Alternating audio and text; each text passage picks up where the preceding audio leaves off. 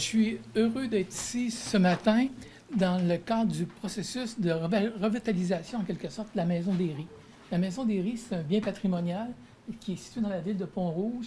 Puis la corporation, ils mettent des sous, ils mettent de l'énergie pour faire en sorte que cette institution muséale soit le plus beau fleuron qu'il n'y a pas pour la région de Portneuf.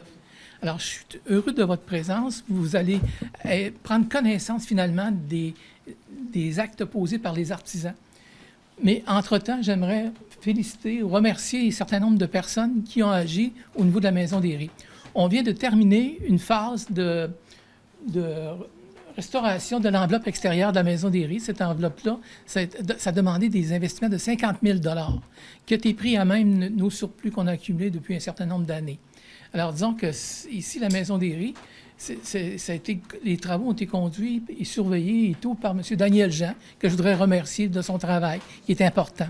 Alors, Daniel, merci beaucoup. Je ne sais pas où tu es, là, mais... Bon, merci, Daniel. Merci. Il surveille. Oui. Alors, c'est lui qui avait à composer avec le ministère des Affaires culturelles et communications pour obtenir des autorisations puis faire accepter différents projets. Alors, merci pour ton travail à ce niveau-là. Le deuxième groupe que je voudrais remercier, c'est les gens du comité des Ries. Notre fonctionnement au niveau de la corporation fait en sorte qu'on a comme des comités de travail sur chacun des chantiers, en quelque sorte. Présentement à la Maison des Ries avec Mme Hélène Gagnon. Mme Gagnon, quel est votre poste ici? En fait, je suis membre du CA depuis 3 ans, le CA de la Corporation des lieux historiques de Pont-Rouge, et je suis aussi dédiée au comité des Ries. Quand je suis arrivée au CA, c'était spécifiquement pour partir le projet de la Maison des Ries. Il y avait ici une exposition qui datait déjà de plus que 15 ans. Et puis, Marcelin Simard, notre président de l'époque, tenait vraiment à ce qu'on mette l'accent sur la Maison des Ries. En fait, le site des Ries, puisque c'est le site qui est classé.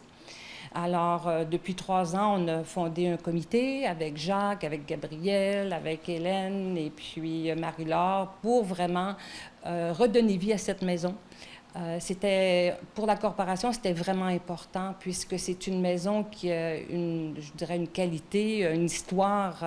C'est un patrimoine. C'est un patrimoine. C'est une des plus vieilles maisons de Pont-Rouge. Ça fait combien de temps qu'elle existe environ? 216 ans. Elle a vu 4 générations de des Ries qui ont habité. 14 enfants y sont nés. Et alors, c'est une maison qui avait un potentiel et qu'on a redécouvert son potentiel et qui est comme devenu pluriel, ce potentiel. Puisqu'on s'est rendu compte qu'il y avait le site et c'était très important de déployer notre interprétation non seulement à l'intérieur, vous voyez l'exposition, mais aussi à l'extérieur.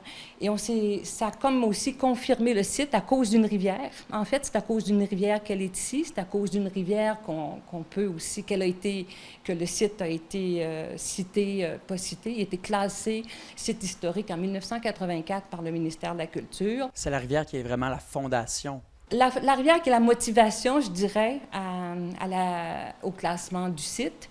Et puis qui était pas tout à fait mis en valeur à l'époque. Alors, dans un premier temps, l'année dernière, on a fait l'exposition. En fait, on a engagé des consultants, des concepteurs, Bergeron Gagnon, et avec une architecte du paysage, Valérie Simard, pour concevoir une exposition qui serait comme en 2 volets et en même temps très complémentaire. Et autant l'intérieur que l'extérieur est comme attaché à l'histoire. Vous avez vu, il y a des animaux grandeur surdimensionnés à l'extérieur. Ils ne sont pas là pour rien. Si on a choisi un cheval, c'est parce que Edmond des Ries avait un cheval, aimait les chevaux, aimait les courses à chevaux. Et puis, s'il y a une vache, c'est que les des Ries avaient 2 vaches. Alors, puisqu'ils vivaient comme en autarcie, ils étaient des cultivateurs. Il y a des outardes parce qu'il aimait la chasse à l'outarde. Et en fait, la laiterie qui s'en vient à l'extérieur bientôt, puisque à cause de la COVID, bien sûr, on est à cause d'une rivière, mais on est aussi à cause de la COVID. À cause de la COVID, à cause de la COVID, oui, c'est ça. Les choses sont... Il y a quelques éléments qui restent à construire, dont la laiterie qui aura une facture plus contemporaine, qui ne sera pas reproduite telle qu'elle, mais au moins, elle sera reproduite sur les vestiges de l'ancienne laiterie. Un potager, parce que les des Ries avaient un potager et en même temps, c'est dans l'air du temps, le bien manger, l'écologie. Alors, tout ça va nous donner beaucoup de clés pour poursuivre dans les prochaines années d'autres phases d'exposition, d'activités éducatives, d'activités aussi pour tout le monde. Et après, il peut y avoir l'érablière, puisqu'ils avaient une cabane à sucre. Alors, c'est une maison qui s'est avérée avec la recherche, avec toute la passion que le comité y a mis.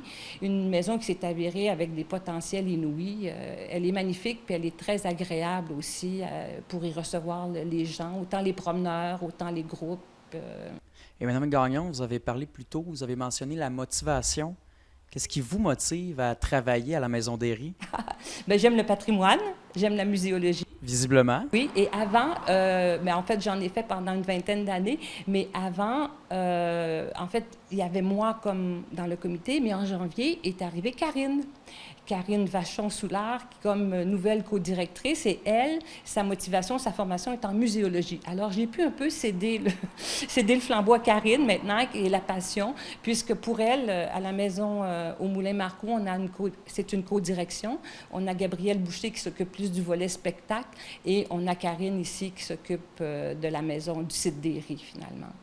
Et Mme Gagnon, si on veut venir voir l'exposition à cause d'une rivière, où est-ce qu'il faut aller? Est-ce que ça coûte quelque chose? Pour l'instant, c'est gratuit. J'espère que je ne me trompe pas, Karine. C'est bien gratuit. C'est un j'allais dire un don bénévole, une contribution volontaire, là. Et on est affiché un peu partout. Au feu de circulation, il y a des affiches. On va bientôt avoir d'autres affiches du ministère des Transports. À mon avis, c'est sur le site web également, on peut trouver toutes les informations. Mme Gagnon, en terminant, si vous deviez décrire la Maison des Ries, maintenant en 2020, en un seul mot, ce serait quoi? Bien, moi, je pense que c'est devenu une institution muséale incontournable dans Port-Neuf. On a une qualité d'interprétation à l'intérieur et à l'extérieur. On n'a rien à envier aux autres. On n'a rien à envier. Je pense que c'est vraiment, ça vaut le détour. C'est une belle découverte et en plus, les gens peuvent faire une randonnée, ils peuvent faire les sentiers de la rivière. Alors, au niveau de la qualité, au niveau de l'originalité et de l'histoire, je pense que les gens ne sont pas déçus. C'est vraiment une belle visite qu'il ne faut pas manquer dans Port-Neuf. Hélène Gagnon, merci beaucoup. Moi, je commence d'abord avec émotion, parce que c'est une histoire qu'on a traversée et qu'on a revécue avec les gens d'ici. C'est une histoire, donc. Et une histoire, il faut d'abord savoir comment elle a commencé. C'était de trouver par où on allait aborder toute l'histoire de la maison et du site des Ries pendant toutes ces années-là. Et notre regard s'est arrêté, et j'invite le vôtre à le faire, sur cette photo-ci. Juste le fait qu'on se soit fait photographier devant la maison. Et qui retrouve-t-on devant la maison des Ries? Il fallait une date. On disait, on va arrêter un jour précis. Le jour, je l'ai inventé, je ne peux pas vous dire quel jour c'est, mais on est en 1909. On est à l'été 1909. Et tout le côté ici se passe en 1909, la même journée. On va rencontrer ces gens-là. On va entrer dans cette photo-là. Entrons dans la photo. D'abord, il faut considérer comment tout le monde doit prendre la pause. Parce qu'on est en 1909, on ne bouge pas. Alors, tout le monde doit prendre la pause. Qui rencontre-t-on? Exilda Brousseau. Elle habite ici, c'est la femme de Edmond des Ries. Edmond des Ries habite ici, et c'est sa vie qu'on va suivre. Pas seulement sa vie à lui, la vie de toute sa famille. Et on va remonter jusqu'à la construction de la maison. Mais pour le moment, il ne nous raconte pas ça. Il se tient là, bien solide, et il nous regarde. En fait, tous ces gens-là nous regardent venir. Nous regardent venir vers eux. Ils nous attendent depuis plus de 100 ans. Ils vont se mettre à bouger comme si on la sortait d'un rêve. Le petit Edmond, ça c'était compliqué parce que là, on part avec deux Edmonds. Alors, Edmond des Ries, lui, c'est Edmond Brousseau. C'est le petit garçon. C'est toujours bien d'avoir un enfant, parce qu'un enfant nous amène où on ne s'attend pas d'aller. Alors, le petit Edmond ici, c'est le fils adoptif d'Edmond des Ries et d'Exilda. C'est le neveu d'Exilda Brousseau. Edmond Brousseau. Je passe, ici on a un pensionnaire, je passe un peu plus vite, là, qui est à côté d'un banc. Le banc, on va le retrouver, le banc, on l'a déjà là, qui est un peu un signe. Ça montre un peu que la maison, ici, on s'arrêtait, ici, on se parlait, ici, on venait ici.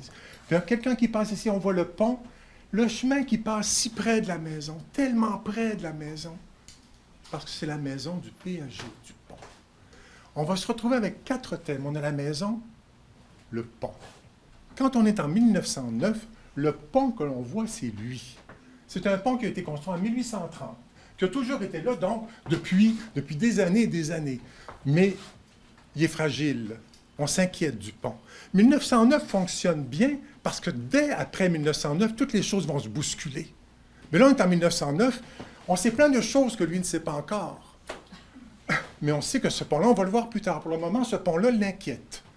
Il est péagé du pont, puis ça ne va pas tellement bien, ce pont-là. Alors, on vient de faire le tour de la maison dans le temps arrêté. Et tout ce qu'on raconte là, ce n'est pas à cause des Guéry, c'est à cause d'une rivière. En fait, j'aurais pu commencer en disant, il était une fois une rivière, mais c'est... Vous l'avez entendu? Quand on dit à cause d'une rivière, c'est à cause d'une rivière qu'aujourd'hui, on est ici même. On est toujours à la Maison des Ries avec Rose Aymard. Rose, tu es guide-interprète pour la Maison des Ries. Depuis combien de temps? C'est ma 3e année non consécutive. J'ai pris une pause l'année dernière, mais je suis revenue cette année. Pourquoi tu es revenue cette année? L'année passée, j'étais plus dans le coin de Québec avec l'université. La majorité de ma vie sociale se passe à Québec. Mais cette année, ça me faisait plaisir de revenir chez mes parents à Pont-Rouge. Puis c'est à 2 pas, littéralement, de chez moi. Donc, c'est très pratique, mais aussi, avoir travaillé comme guide pendant 2 ans avant, j'ai quand même développé un attachement pour la place aussi, là. Et pourquoi tu as un attachement pour la Maison des Ries? Qu'est-ce qui te fascine personnellement dans le site? Bien que moi, j'étudie pas en histoire, ça reste un domaine qui me passionne particulièrement. Puis, c'est aussi important de connaître son histoire locale à cause qu'on... Tu sais, les jeunes de mon âge, même un peu plus vieux, on a souvent tendance à aller en Europe, en Asie, on se promène partout. Il n'y a absolument rien de mal à ça. Moi-même, j'ai beaucoup voyagé. Mais ça reste important de connaître son histoire, son patrimoine local, puis la Maison des Ries. Honnêtement, avant de travailler, je l'avais jamais même visité, même pas avec l'école terrain de jeu, rien du tout. Mais je suis vraiment tombée en amour avec la place puis avec une partie de l'histoire de Pont-Rouge aussi. Ici, on se retrouve à la ferme. Ce qu'on ne sait pas ou ce qu'on a oublié, c'est qu'ici, c'est une ferme. Autour, il y a plein de bâtiments de ferme. Il y a une porcherie, il y a un poulailler, il y a des écuries, il y a une étable. C'est une ferme. Donc, Edmond Derry et sa famille sont d'abord des cultivateurs. Ils ont bien besoin pour vivre, parce que ce n'est pas le salaire de péager qui fait vivre. Mais je veux mentionner en passant là, que le fait d'être péager fournissait la maison. C'est comme ça qu'on va se retrouver avec une dynastie dans la maison. Mais pour le moment, on est à la ferme. Toujours en 1909, l'été, les foins. J'ai été surpris en m'en venant de voir qu'on faisait déjà les foins. Donc, notre photo fonctionne bien aujourd'hui. Alors, qui retrouve... Toutes les photos, il a fallu se pencher sur les photos, mais se pencher presque avec affection, pour retrouver les gens qui sont dessus. On ne les reconnaît pas tout le temps. Mais ici, je vois, c'est Louise Blumhardt. Louise Blumhardt, c'est la mère d'Edmond Derry. Elle était institutrice quand elle était jeune, avant de se marier. On peut donc penser que ses enfants, car elle en a quelques-uns, elle leur a montré à lire et à écrire, que ses enfants étaient probablement plus instruits que la plupart des gens de l'époque. Ici, est-ce que vous la reconnaissez? Exilda, avec une gerbe de foin à côté de Edmond. Les autres sont tombés dans l'oubli. Mais parfois, il y a un enfant ici. Je soupçonne que c'est le petit Edmond Brousseau. On retrouve donc les gens à la ferme dans leur vie quotidienne et on va leur suivre dans les travaux. Et c'est comme ça qu'on retrouve tout au long de l'année, les 4 saisons, on voit les gens qui travaillent sur la ferme. Il était bon, j'attire votre attention sur celle-là, vous allez voir pourquoi. C'est encore Edmond Derry avec son cheval. Edmond Derry est un champion de course à Pont-Rouge.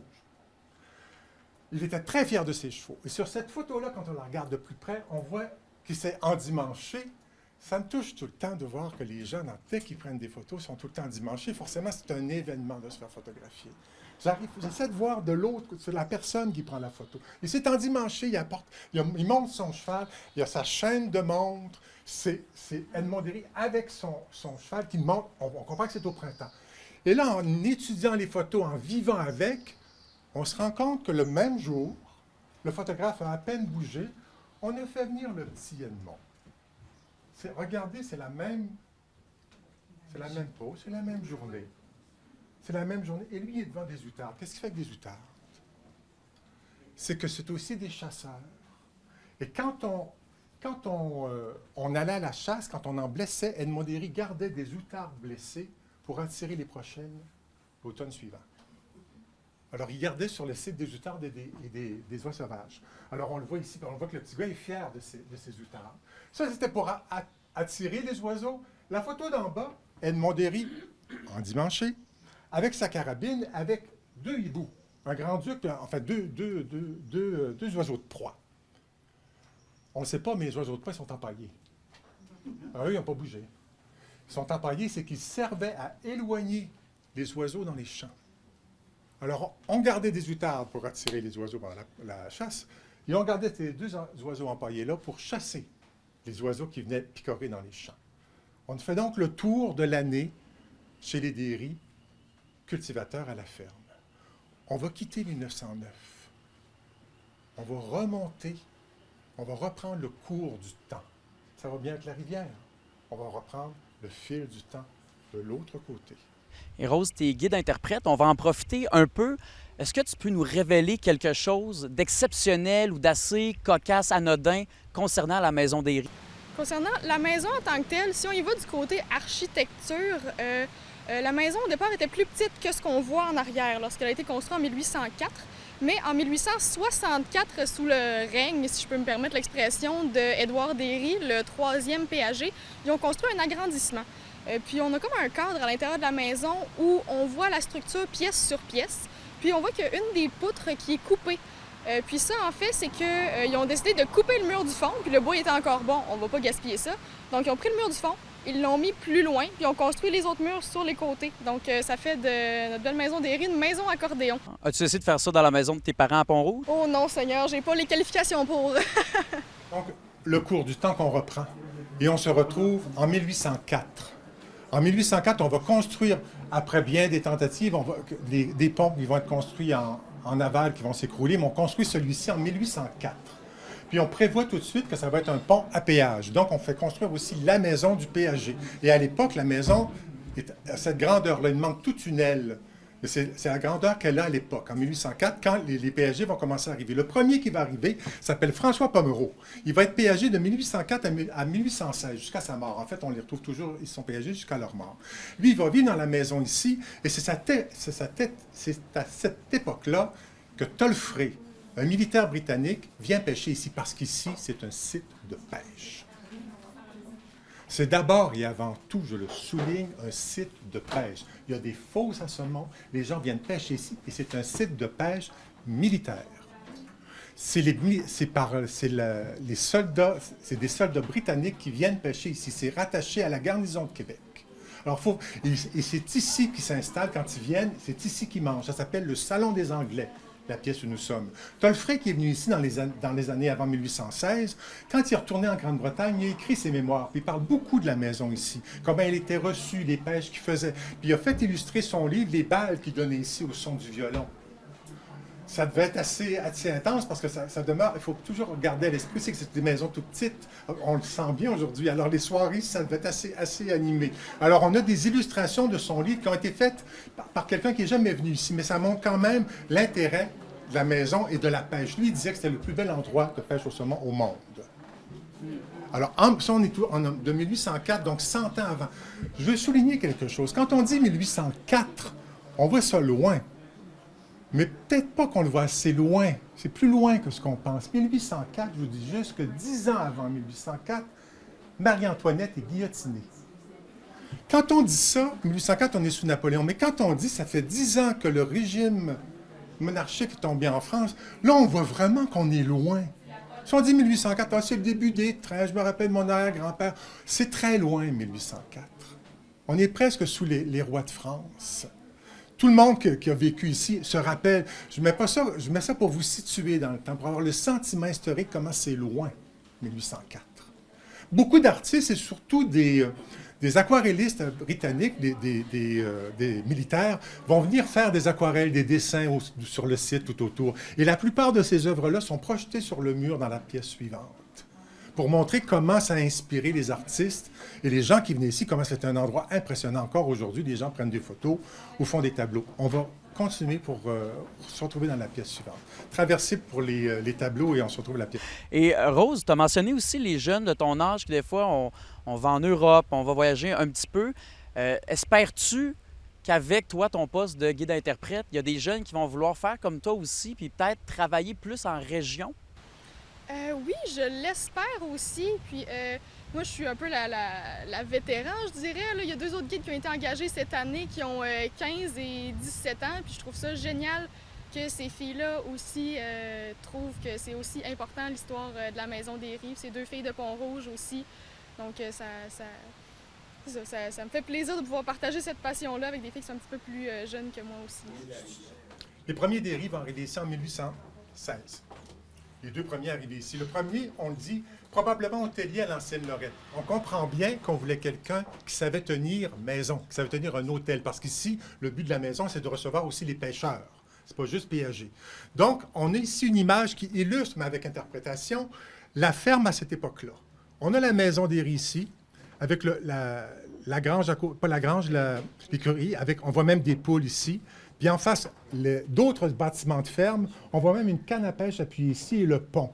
C'est un peu l'image qu'avait au début la ferme quand les Derry sont arrivés ici, les premiers Derry. En 1830, le pont qu'on a vu de l'autre côté va s'effondrer. On va donc en reconstruire un autre. Je ne vous ferai pas toute l'historique des ponts qui vont se succéder, mais c'est comme un enjeu tout le temps. Le pont est détérioré, le pont ne peut plus passer, le pont est brisé, le pont... Il y a tout le temps, et à un moment donné, les péages, on va les trouver trop chers. Alors, c'est toute une histoire autour de ça, qu'on suit le pont et qu'on suit les inquiétudes des Derry qui vivent ici. C'est aussi l'époque des diligences. Oui? Y a-t-il eu des décès par rapport au chute des ponts? Non. Non.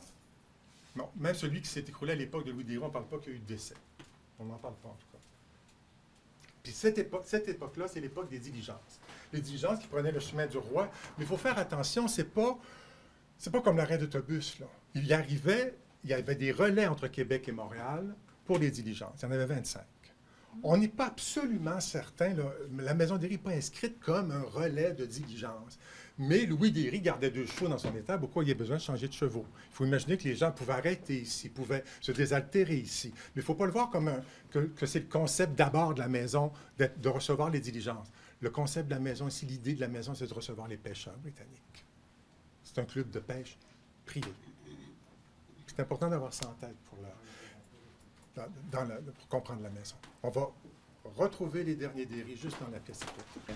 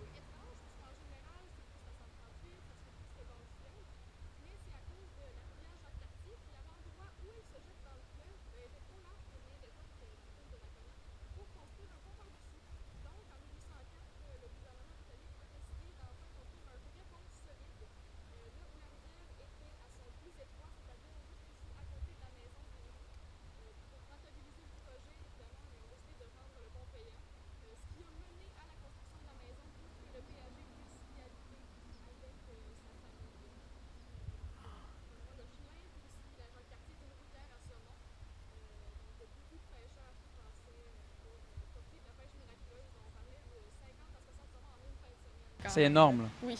En gros, si on veut en apprendre plus, on va aller te voir à la Maison Derry. Oui. Rose Aymard, guide-interprète, merci beaucoup. Merci à vous. Je vous fais le survol rapide de l'histoire. C'est Édouard Derry, qui va être péagé de 1859 à 1900. Lui, c'est le père d'Edmond. On commence déjà à se rattacher à Edmond qu'on va retrouver tout à l'heure, et qu'on a rencontré tout à l'heure. C'est le père d'Edmond. Je veux quand même vous souligner que dans la pièce à côté, on souligne que dans la maison ici, il est né 14 enfants. Alors, quand on pense à toute la vie, quand on veut réanimer la maison, il faut penser qu'il y a des familles qui se sont élevées ici. 14 enfants qu'on nomme un après l'autre devant le berceau. Et on voit la dame sur l'écran. La dame qui parle, c'est Madame Brousseau-Dion. La plupart des photos viennent de sa collection. C'est la fille du petit tantôt d'Edmond Brousseau. C'est sa fille. Alors, c'est elle qui a eu l'ensemble des photos. Mais pour le moment, ici, donc, on se retrouve avec Édouard Derry. Édouard Derry, lui, il va entreprendre des travaux. Il va agrandir la maison. comme vous la connaissez aujourd'hui. Il va faire construire la lucarne, puis il va agrandir en poussant le mur ici. Autrement dit, le mur qui est là. Il a pris le mur de l'ancienne maison, puis il n'en a pas reconstruit un autre là. Il l'a tassé là. C'est ce qu'on appelle la maison accordéon, puis il a agrandi la maison comme ça. Il va faire construire des chambres, 5 petites chambres. Pour les pêcheurs qui viennent, il y a tellement de saumon, il y avait tellement de saumon. Il en reste 2 petites chambres ici. Alors, pour les pêcheurs... Il reste 2 saumons. Pardon? En samedi, il reste 2 saumons. Je les ai pas vus dernièrement, mais ça doit pas être loin de ça. Et on retrouve, ce qui est bien quand on passe le temps et qu'on revient en arrière comme ça, c'est qu'on revoit les gens qu'on a vus en 1909, mais ici, l'histoire se continue. On va trouver Edmond Derry, qui va être péagé de 1900, puis qui va vivre ici jusqu'en 1936. C'est le temps qu'il va vivre dans la maison ici. Mais seulement les photos ici, on retrouve donc Edmond Derry, Exilda et Edmond Brousseau, qui est maintenant un jeune homme. Les années passent. On est en 1917. Et on retrouve ici Edmond Derry, qu'on a vu de l'autre côté, plus jeune avec un saumon. On est vers 1895. C'est un expert de la pêche. Il va être un guide de pêche ici. Puis là, finalement, le saumon devient de plus en plus rare. On construit des barrages. Et finalement, il n'y a plus de saumon dans la rivière, ce que j'ai appelé une rivière sans roi. C'est qu'on n'aura plus de saumon. Donc, le site va devenir moins, évidemment, fréquenté par les pêcheurs. On va encore pêcher la truite. Le site va être moindre. Et on va prendre, au lieu de prendre des gens qui viennent pêcher, on va prendre des locataires. C'est notre monsieur qu'on a vu tout à l'heure sur la galerie. Si on repense à la photo de tout à l'heure, on voit donc Edmond Derry avec sa femme, on voit la vie qu'ils ont menée, le petit garçon qui est devenu grand. Et en 1913, en 1910, le péage est terminé. Il y a eu des périodes sans péage, mais en 1910, il n'y a plus de péage. Donc, il n'est plus péagé. Et en 1913, il n'y a plus de saumon. Donc, la vie a complètement changé de ce qu'on a vu tout à l'heure en 1909. Mais sur la photo, ils ne le savent pas encore. Et on va retourner, pour terminer, les retrouver tous ces gens-là en 1909 de l'autre côté.